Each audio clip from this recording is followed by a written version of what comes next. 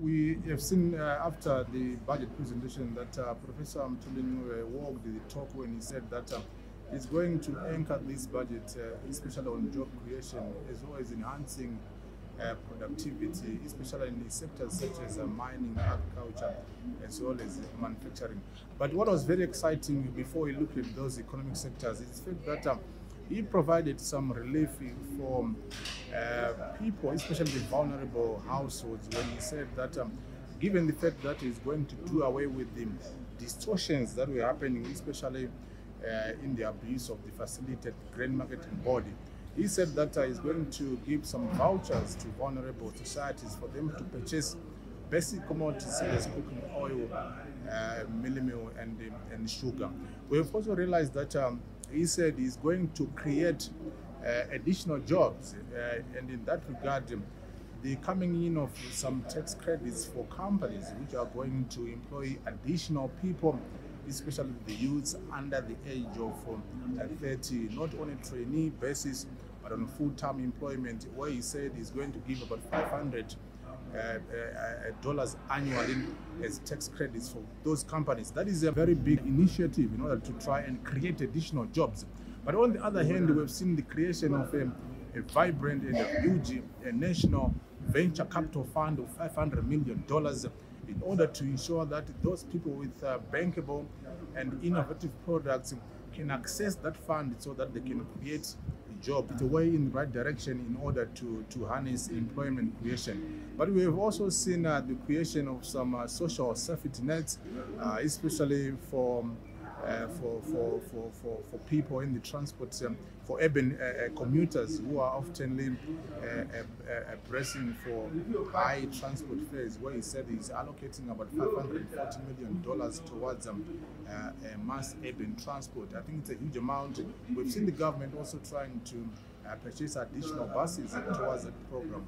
It was definitely a very big balancing act for him as expected, but also coming on the issues of trying to create some tax reliefs for employees as well as employers, where he said he's reducing the value-added tax from 15% to 14.5%, which ordinarily is going to reduce the prices of goods and services. But also on the corporate side, the reduction of corporate tax from 25 to 24% is applauded, because it is also going to make sure that shareholders get increased earnings from their operations. Quite a balancing act, but also on the girl child, $200 million set aside for sanitary wear for the disadvantaged girl child from grade 3 to around to form 6, especially for the rural folks, those children who are the girl child in the rural areas. I think it's a very welcome, because we've seen that girls have been disturbed in their learning activities. The agricultural sector, again, we've seen that he said starting January, about $1.9 billion is going to be set aside to start to prepare for the 2020 summer cropping season, as a way of trying to mitigate against any poor planning which has been bedeviling our agricultural sector. We've also seen the issue of providing money for BEAM, which is those disadvantaged school children who are not able to fund for their education. These are also big takeaways and highlights from this budget. But on the infrastructure side, the Harare-Masvingo Bight Bridge Road, we have seen that it has taken, it's a very important gateway in inland Africa, from South Africa to Zambia, and it brings a lot of economic activity to Zimbabwe.